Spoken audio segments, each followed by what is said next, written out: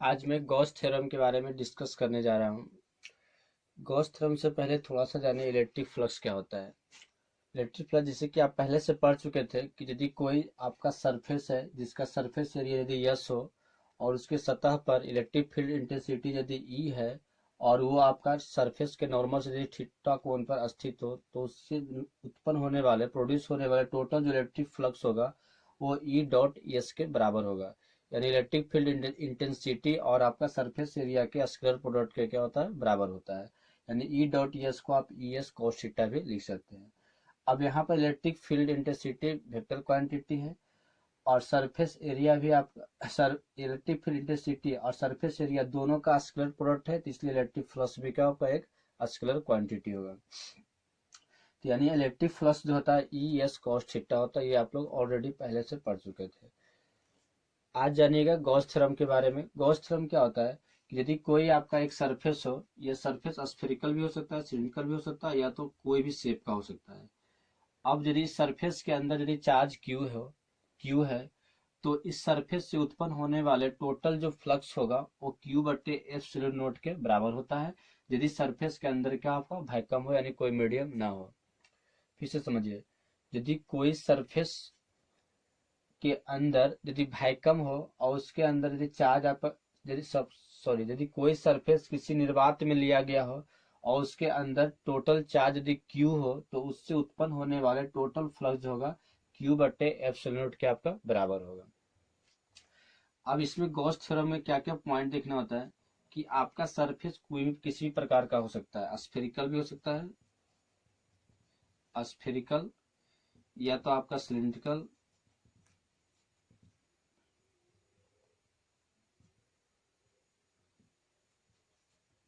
Cylindrical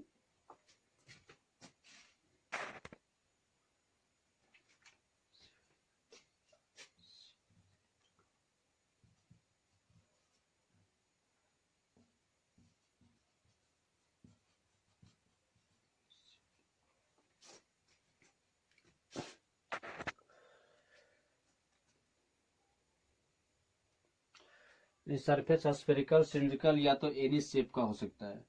दूसरी point, अब इसके अंदर जो चार्ज होगा वो चार्ज आपका या तो पॉइंट चार्ज होगा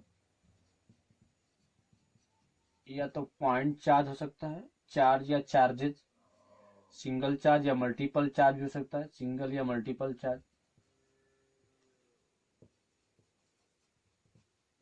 मल्टीपल चार्जेस। दूसरी पॉइंट, या तो आपका continuous charge distribution, continuous charge distribution,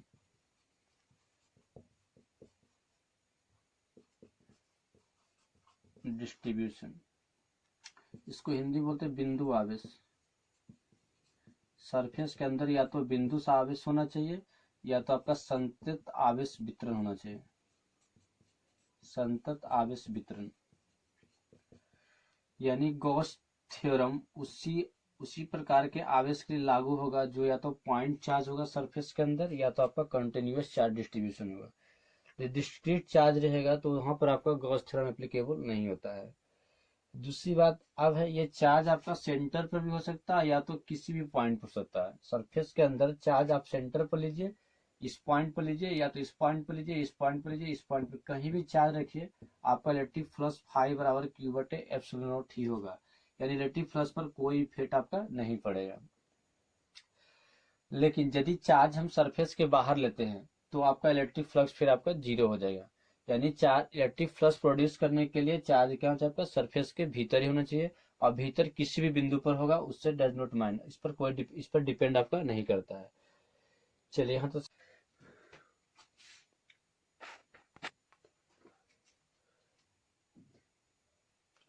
यानी स्टेटमेंट क्या हो जाएगा गॉस थ्योरम का, total total electric flux over एक close surface, yes in vacuum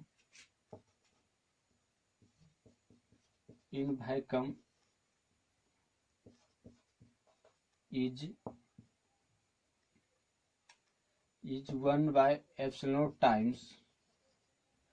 times of the charge of the total charge q enclosed in the surface yes। यानी हिंदी में लिखा है किसी सतह, किसी बंद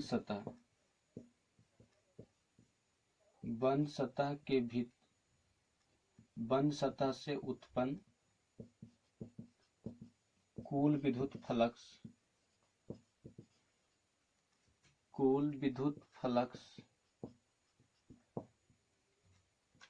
सतह के भीतर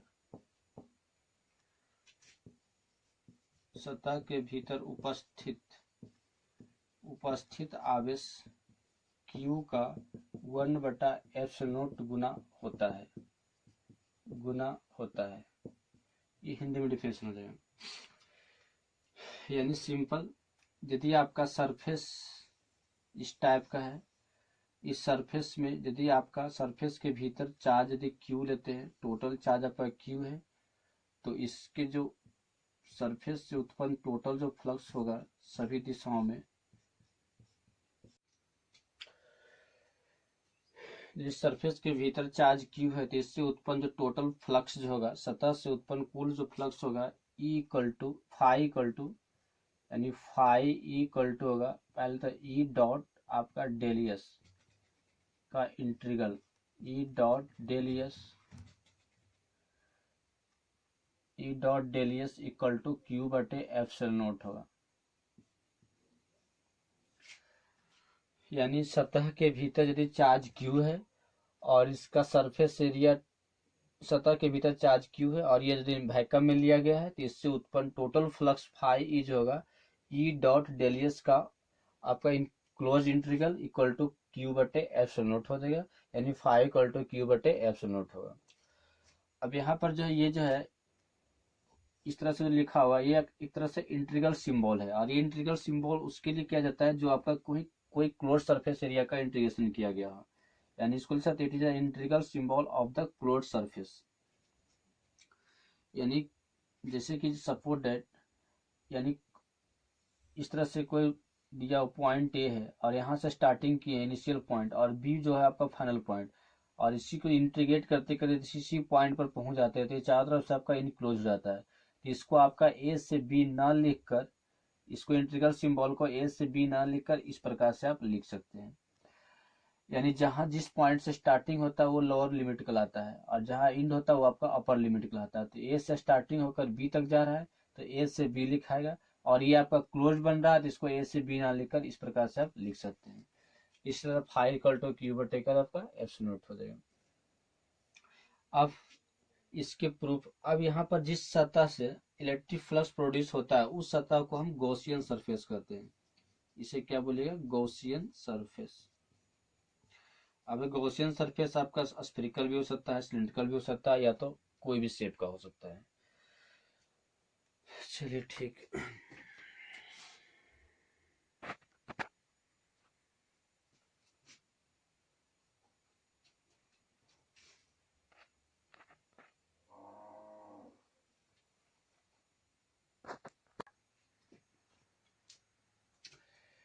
अब गॉस थ्योरम के प्रूफ के बारे में जानेंगे, कैसे प्रूफ किया जाता है। गॉस थ्योरम का स्टेटमेंट लिखने के लिए, इसका प्रूफ करने के लिए दोनों मिलाकर 5 मार्क्स के क्वेश्चन में आता है। तो इसका प्रूफ देखिए।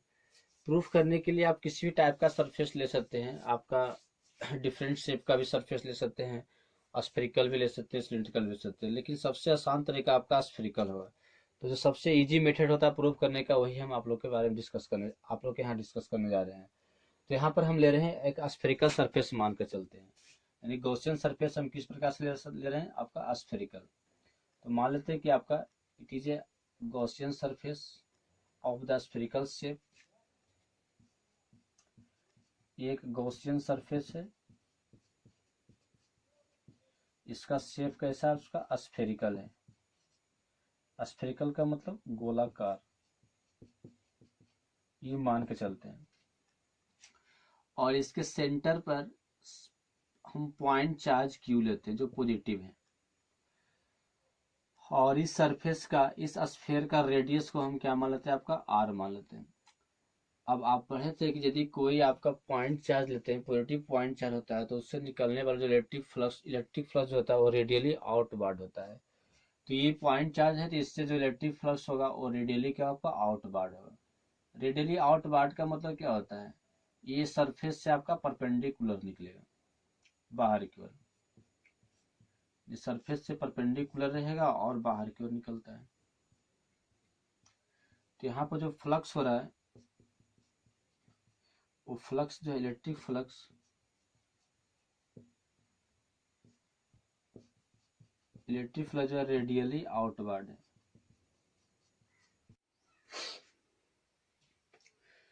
इलेक्ट्रिक फ्लक्स जो है रेडियली आउटवर्ड होता है, यानी इसका मतलब है कि इलेक्ट्रिक फील्ड लाइन जो है is the perpendicular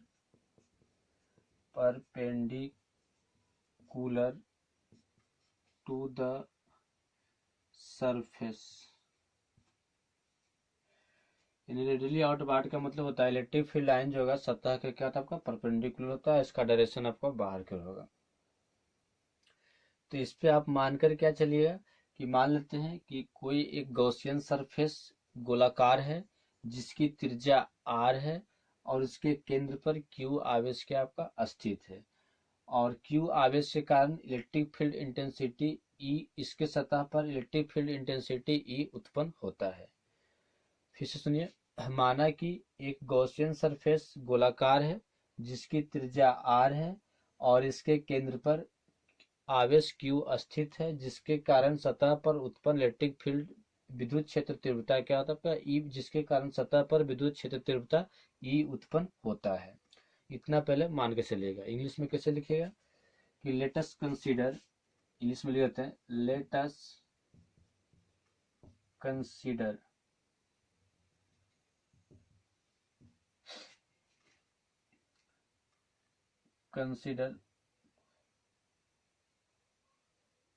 the Gaussian surface is a spherical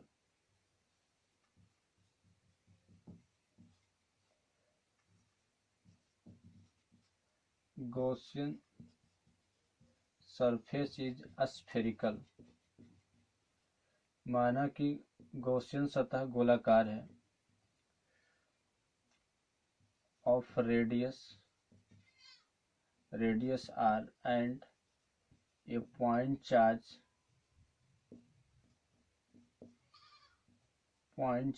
q placed on the center of the sphere.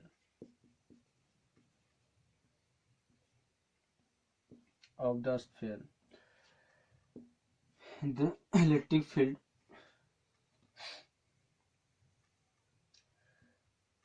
इस तरह से the point charge q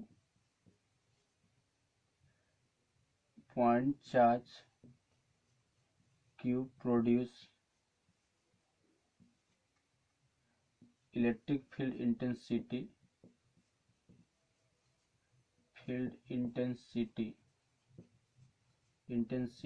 E at the surface.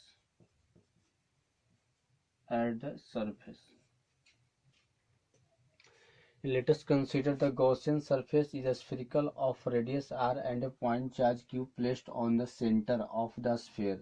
The point charge q produces electric field intensity E at the surface. अब यहाँ पर क्या देखिए, हमने point charge q मान लिया जो इसके सेंटर पर है, और इसके रेडियस क्या है, आपका r है, और इसके सतह पर जो उत्पन्न इलेक्ट्रिक फील्ड इंटेंसिटी है वो रेडियली आपका आउटवर्ड है। तो रेडियली आउटवर्ड होने का मतलब क्या होता है, ये सतह के आपका परपेंडिकुलर है। चलिए ठीक है।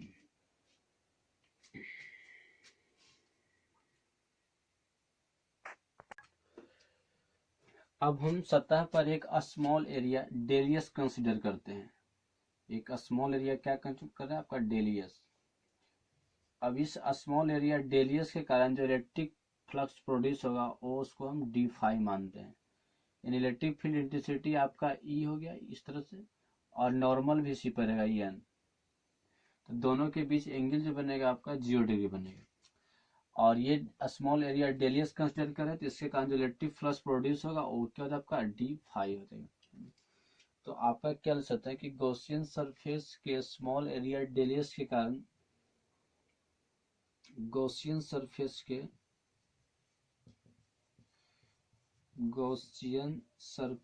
के स्मॉल एरिया रेडियस के कारण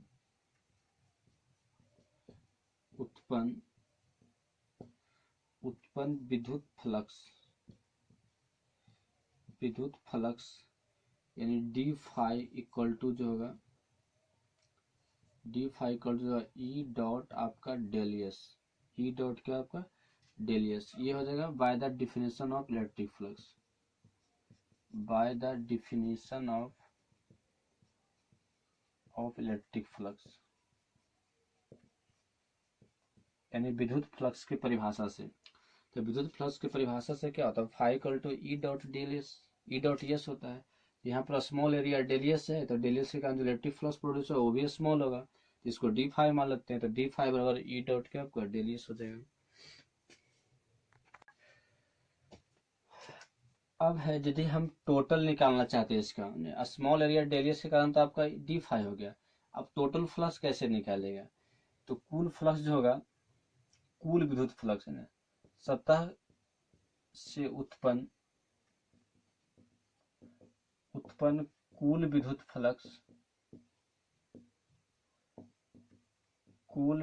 फ्लक्स यानी फाई बराबर जो होगा आपका इंटीग्रल ऑफ ई डॉट आपका डेलियस, ई डॉट का आपका डेलियस होगा।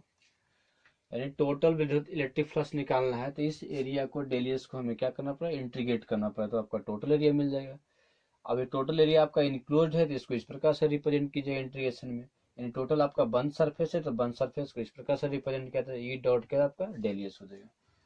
अब इसको लिखिएगा एक्सप्लेन करके, E phi equal to E डेलियस कॉस थीटा हो जाएगा, और यहाँ पर थीटा बराबर आपका 0 डिग्री होगा। सिंस आप बता सकते हैं कि इलेक्ट्रिक फील्ड जो है, इलेक्ट्रिक फ्लक्स जो है, सिंस इलेक्ट्रिक फ्लक्स या तो इलेक्ट्रिक फील्ड लाइन इज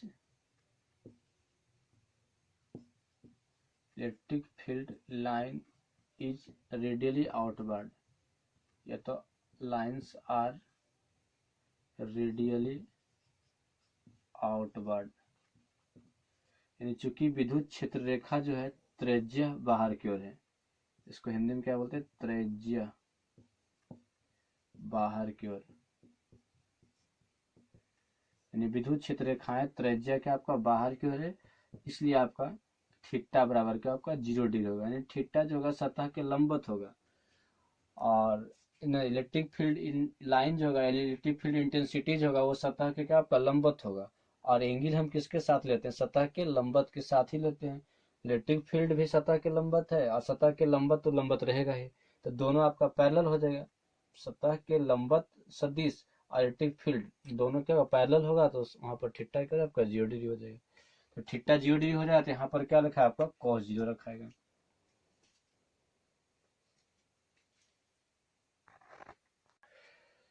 तो जब थीटा का मान 0 रखिए तो फाई इक्वल टू जो होगा, यानी फाई टोटल भी सकते हैं, फाई टोटल जो हो जाएगा ई डी एस और cos थीटा का total integral, close integral, E dot D S cos 0 degree हो जाएगा, और cos 0 डिग्री का मान 1 होता है, तो आपको फाई जो टोटल होगा वो आपका ई डी एस हो जाएगा। और यहाँ पर जानते हैं ई कांस्टेंट टर्म है, कांस्टेंट टर्म आपका बाहर निकल जाएगा क्योंकि ई तो बदलेगा नहीं, तो आपका डी एस हो गया। और डी एस बराबर यहाँ पर क्या रखाएगा, यानी फाई जो होगा इसको फाई करके लिखिएगा आपका E into 4 pi R square, 4 pi का आपका आर स्क्वायर, क्योंकि यहाँ पर जो है ये डी एस जो है ये आपका स्मॉल एरिया है, और डी एस को इंटीग्रेट जब कीजिएगा तो टोटल एरिया निकलेगा, तो टोटल एरिया जो होगा आपका एस करके लिखाएगा, क्योंकि ये आपका गोला है और गोला का एक छोटी सी एरिया हम ds ले रहे हैं और ds को हम पूरे इंटीग्रेट कर रहे हैं, मतलब होल एरिया निकाल रहे हैं। तो होल एरिया को फिर यस से रिप्रेजेंट कीजिएगा और होल एरिया जो होगा स्फेयर के गोला के बराबर, स्फेयर के एरिया के बराबर होगा, स्फेयर के क्षेत्रफल के बराबर होगा। और स्फेयर का क्षेत्रफल जानते हैं कि 4πr² होता है। यानी किसी गोला का त्रिज्या r है तो उसका क्षेत्रफल क्या होता है, सरफेस एरिया क्या होता है, 4πr² होता है। तो यहाँ पर ds के जगह पर 5ds के जगह, अच्छा ds के जगह पर क्या था आपका 4πr² रखेगा। तो सिंपली आपका फाइव होगा E इंटू 4πr²।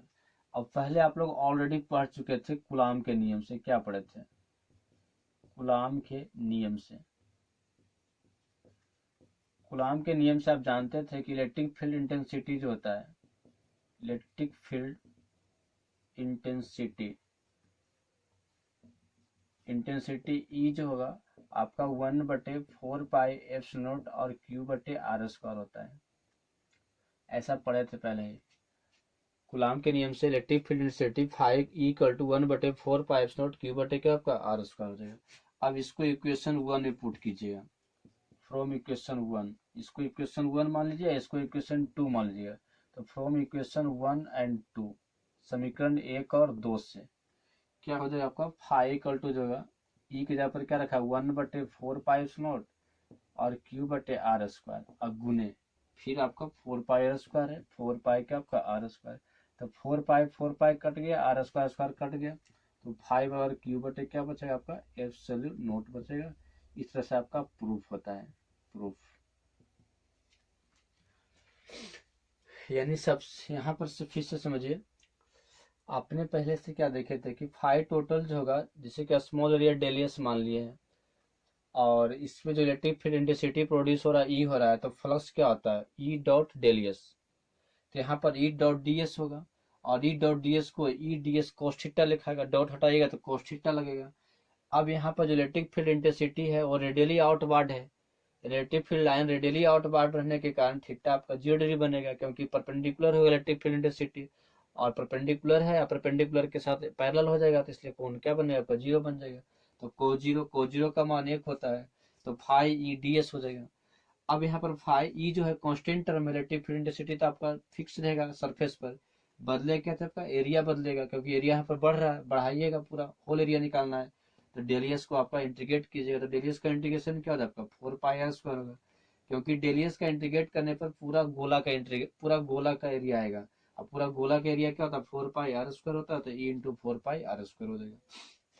तो 5 और E गुने 4πr² हो गया। अब कूलाम के नियम से क्या पढ़े थे कि E इक्वल टू 1/4πε0 Q/r² होता है। तो आपका समीकरण 1 और समीकरण 2 का उपयोग करते हुए जहां पर E है, E की जगह पर हमने ये पुट कर दिए हैं, तो आपका 4π कटेगा, r² कटेगा, तो 5 इक्वल टू Q/का आपका एब्सोल्यूट हो जाएगा। चलिए ठीक है, तो इस तरह से आपका गॉस थ्योरम का क्या था प्रूफ हो जाता है।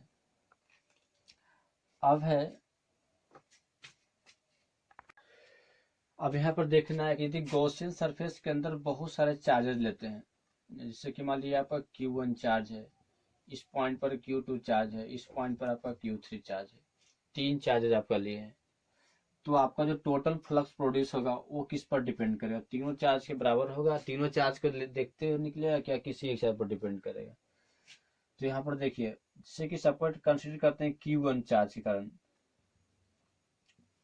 Q1 आवेश द्वारा उत्पन्न विद्युत फ्लक्स जो होगा वो आपका φ1 होगा, और φ1 को क्या लिखेगा आपका Q1/ε0 होगा। इसी प्रकार φ2 जो होगा आपका Q2/ε0 होगा, तथा आपका φ3 जो होगा आपका Q3 का आपका ε0 हो जाएगा। इस तरह से आपका, यानी आप इसको दूसरी तरीके से इस तरह से भी समझ सकते हैं कि यदि आपका किसी सतह के भीतर 3 टाइप का चार्ज Q1, Q2, Q3 है, तो सबसे पहले हम टोटल चार्ज निकालते हैं। यानी मान लेते हैं, माना कि हेडिंग बनाइएगा कि आप electric flux electric flux due to multiple charges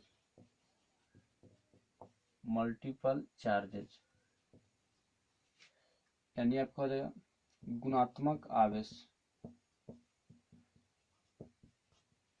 आवेश के कारण विद्युत फ्लक्स। इस प्रकार से आपका हेडिंग बना सकते हैं। तो यहाँ पर मान लेते हैं कि सतह के भीतर, मानक की सतह के भीतर आवेश Q1, Q2 तथा Q3 है। ये मान के चलते हैं।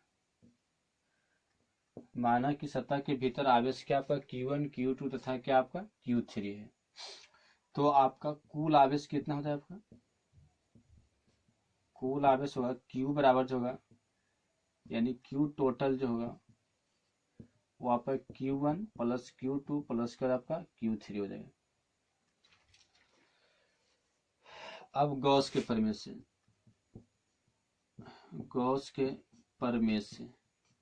आप क्या पढ़ते हैं? फ्लक्स जो होगा, कुल विद्युत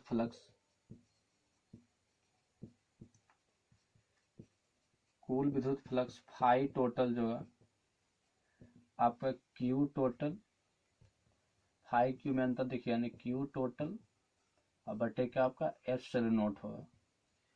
यानी इसको लिख सकते हैं फाई टोटल जो होगा वो आपका Q1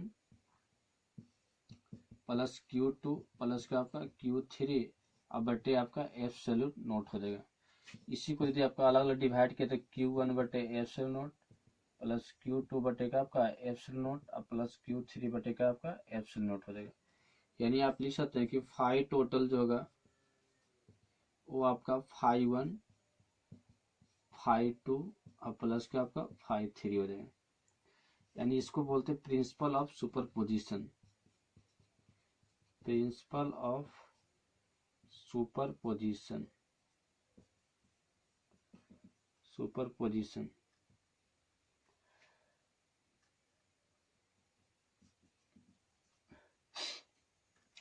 यानी आपने यहाँ पर क्या समझे कि किसी आपका इनक्लोज सरफेस के अंदर यदि भीतर आपका मल्टीपल चार्जेस हो, बहुत प्रकार के चार्जेस हो, तो उसके कारण जो उत्पन्न फ्लक्स होगा टोटल चार्ज का Q बटे एप्सिलॉन नॉट के क्या आपका बराबर होगा।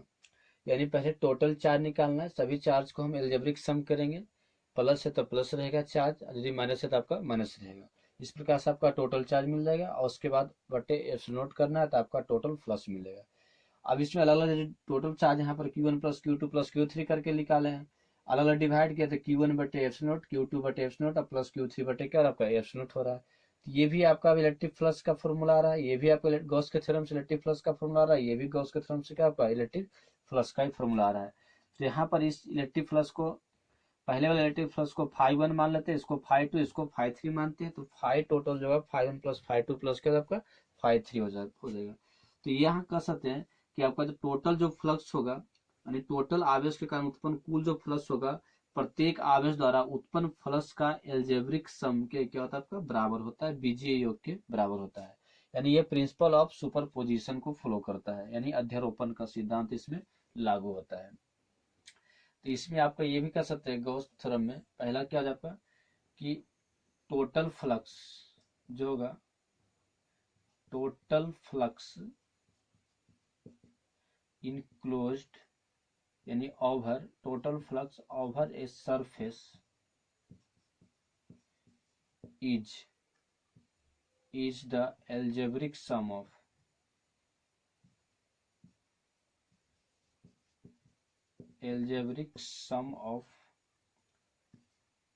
individual flux.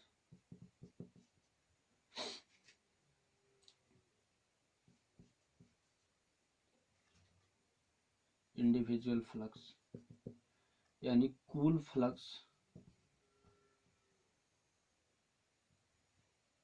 इस सतह के ऊपर, कुल फ्लक्स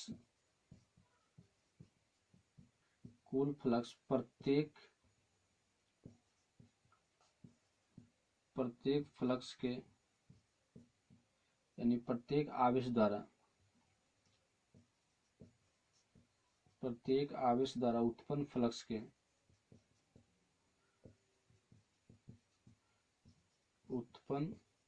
फ्लक्स के बीजीय योग के बराबर होता है। यानी बीजीय योग के बराबर होता है। सिंपल हो गया। चलिए ठीक।